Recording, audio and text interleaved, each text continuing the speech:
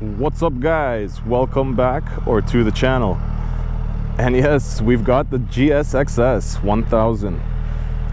Just warming her up right now, but even with the stock exhaust, I don't know how well you guys can hear it, she sounds meaty. Sounds freaking ready to go. Now, I do have a full exhaust for this girl at home, but that's after we break it in. So for now, let's get out there and let's have some fun.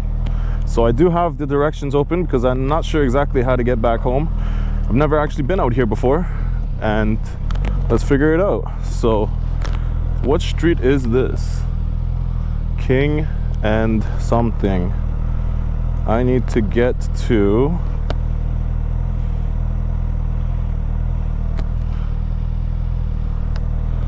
okay, there's the SO. Okay, I need to go that way.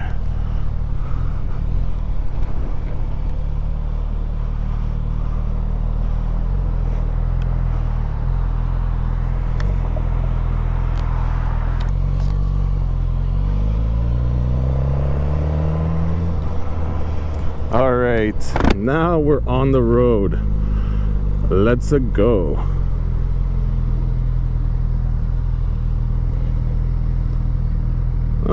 Pretty easy to find neutral on this girl. First try, not bad. Now, let's get her home. I do have it in B mode. There is A, B, and C mode, and I have the traction control on 5 just because, well, I've never ridden this bike before, so let's just feel it out and see what's up.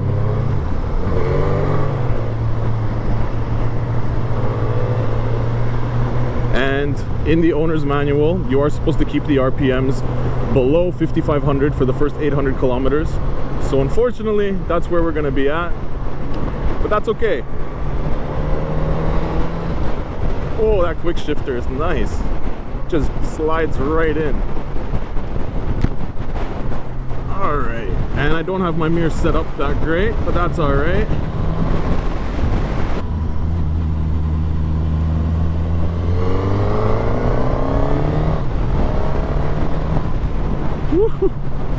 She definitely wants to move.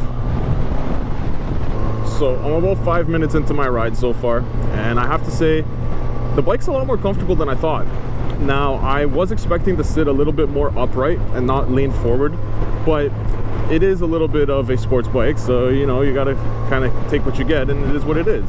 Most naked bikes, you sit pretty upright, but this one has a slight lean to it. Like, I would say you're bending forward just ever so slightly. You don't really notice it in your back, but you are.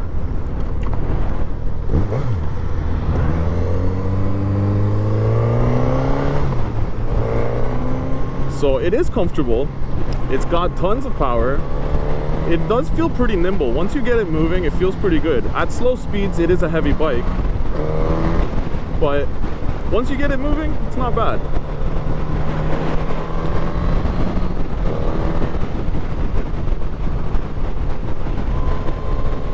And for the stock exhaust, I'm actually really surprised at how good it sounds. I wasn't expecting it to sound good at all, and it actually sounds great, especially at low speeds during like just driving around in the traffic in the city there. It really has a nice growl to it. It's got a nice deep grunt.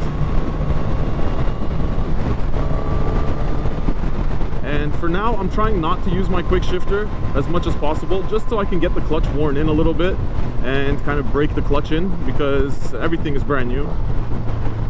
And I gotta get those shifts, those downshifts a little bit better, because it's getting a little jolty, as you guys can see. I'm giving it a little bit too much throttle, but I'm barely giving it anything.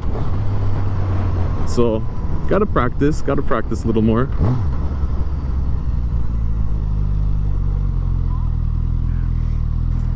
It is nice that it comes with black levers though. It's something different. I haven't had a bike that came factory with anything but silver levers. So that's definitely nice. It's a nice little upgrade. This is my first 4-cylinder bike, and so far I'm loving it. The sound, the power, the download torque, everything is there. There's nothing really to complain about.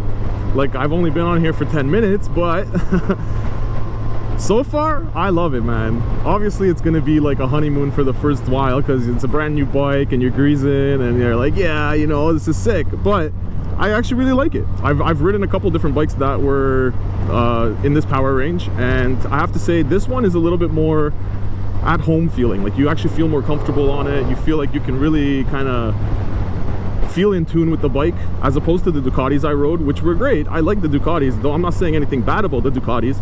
It's just I didn't have that connection like I do with this bike. Holy fuck, I gotta calm down.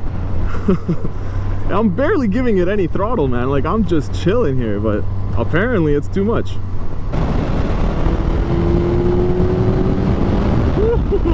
Yeah, once you open it up, you can hear that exhaust valve open too.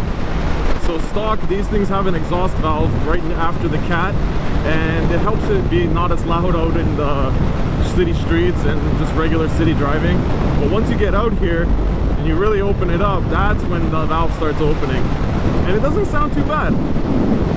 It does not sound too bad for a stock exhaust at all. Probably the best stock exhaust that I've ever heard, personally.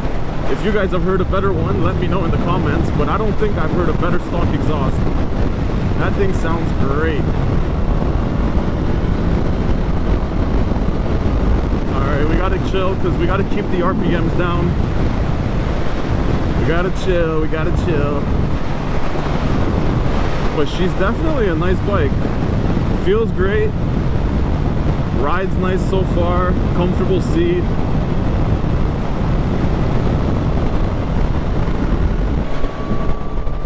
I wasn't sure if that was a cop or not, so I just thought I'd get over and let him pass, because last thing I need is a ticket on the first day on this thing.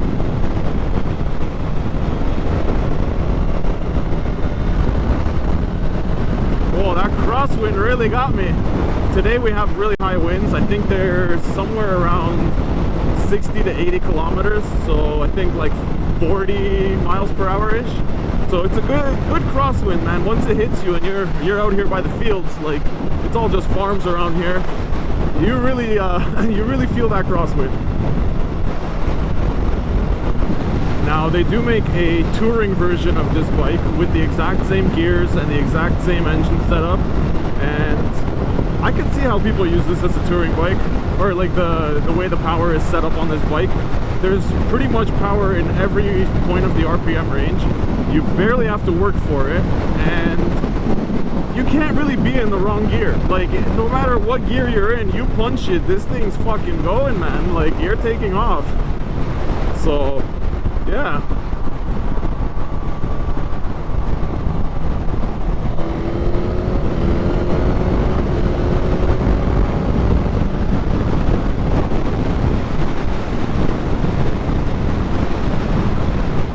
She definitely moves. She definitely moves.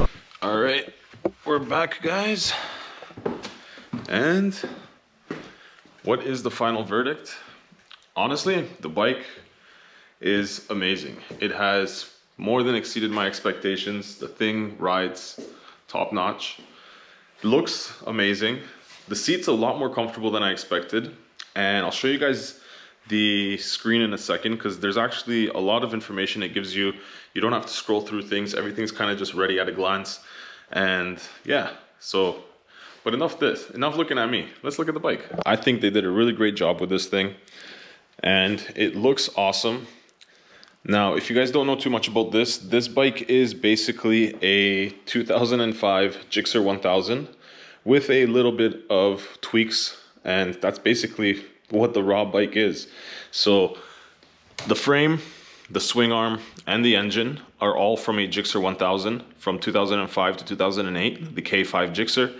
And the engine is obviously a little bit detuned from that. I think this one's running at 150 horsepower. Those were running at 200, but 150 horsepower is more than I need. And they also have shortened the gears. I believe on the Gixxer you can do around like 180 in first gear. This thing you can do 130 kilometers per hour. We are in Canada here, so I will be talking about kilometers per hour. But yeah, honestly, the entire bike is pretty much a 2005 Gixxer, but they have updated the headlight, they have updated the screen, they've updated the brakes. A little bit of the engine has been changed from modern technology and just the way that the modern manufacturing advances are now. And yeah, basically that is what this is. Now, I actually really love the way this thing looks. I think once we get the fender eliminator on there and just get rid of this entire thing, it's gonna look so much better. I already have a fender eliminator for this. I already have a Yoshimura exhaust and headers. So we're gonna be doing a full header and exhaust on this. And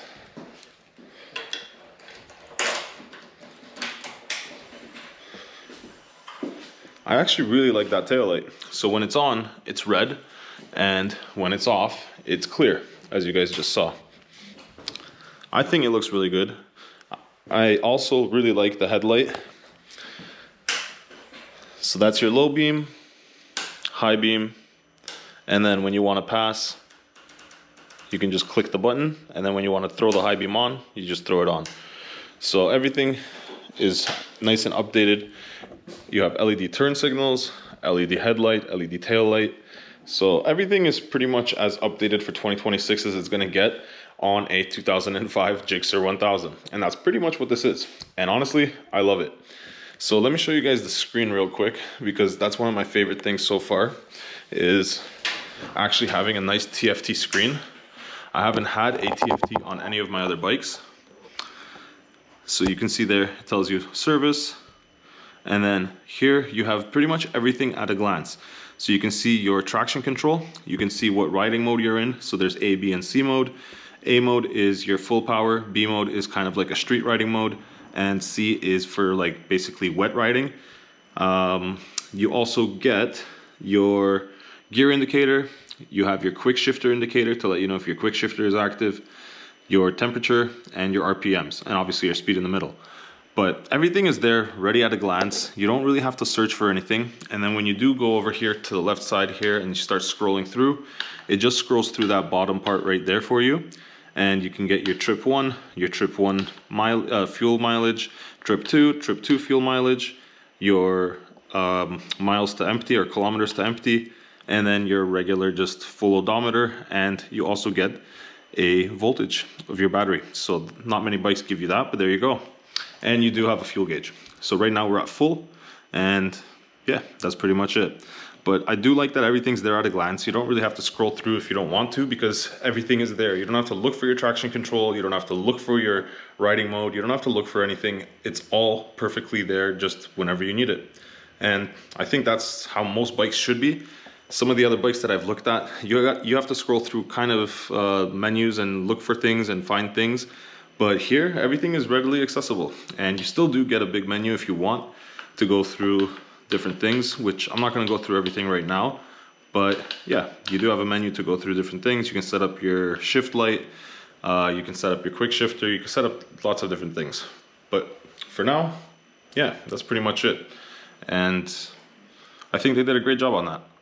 Now, I do have a couple of mods that we are going to do right off the bat for this thing. And we're not going to do it in this video, but most likely the next video, we're going to be doing the fender eliminator. I have a set of, frame sliders. I've got mirrors, so I have bar end mirrors. What else did I get? I've got spools for the rear, so we could throw it on a stand easier.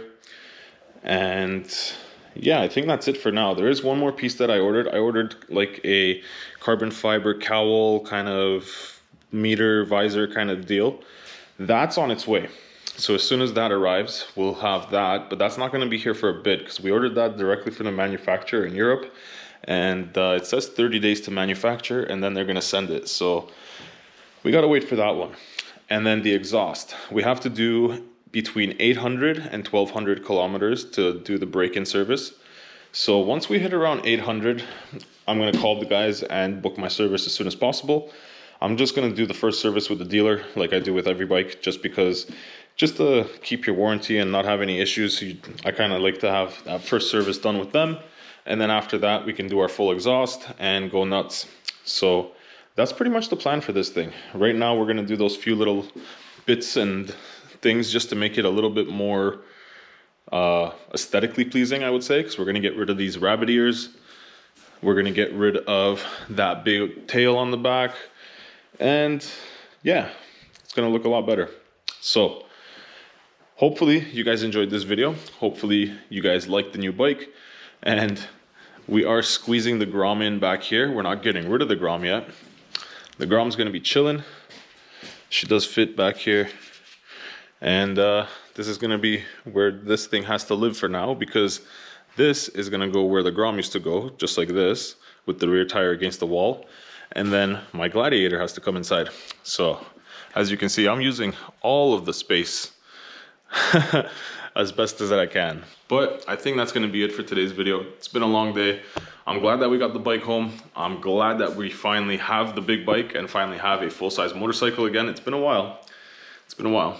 I think I sold my SV in 2022 and we had the Grom for a bit, and well, now we're back, baby. So thank you guys for sticking around. Thank you guys for watching. Hopefully I'll catch you guys in the next one. And until then, guys, ride safe out there. Peace.